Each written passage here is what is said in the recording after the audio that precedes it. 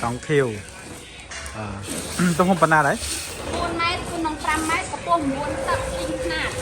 4 mét គុណ 5 mét កំពុង4ទឹកពេញຂនាតកូន 4 mét คุณน้อง5 mét กระป๋องม้วน 4 mét គុណ 5 mét កំពុង4ទឹកពេញຂនាត cây mây UV ពេញមេឃយូពីអញ្ចឹងតង់របស់យើងនេះគឺយើងមានខ្មៅមានទីមេឃអញ្ចឹងណាអញ្ចឹងបងប្អូនខ្លះក៏ស្រឡាញ់ទីមេឃទៅបងប្អូនខ្លះក៏ស្រឡាញ់ខ្មៅទៅតែទីមេឃនេះក៏វាជាប់ដូចគ្នាដូចអាខ្មៅដែរគាត់ថាយើងជាលក់ពណ៌យកពណ៌ទីមេឃ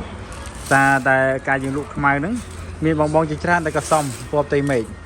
ហ្នឹងហើយឆ្ងាយបានយើងដាក់ពណ៌ទីមេឃមកមួយទៀតទៅអានេះខ្មៅបាទខ្មៅយើងក៏ចេញច្រើន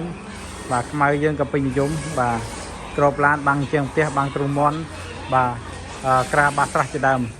បាទហើយសម្រាប់តង់កូរ៉េធម្មតាក៏យើងចេញដែរបងប្អូនគាត់ថាកូរ៉េធម្មតានេះយើងប្រើបានថ្ងៃយើងប្រើអាន2ឆ្នាំដែរអាន2ឆ្នាំតែយើងធ្វើអាង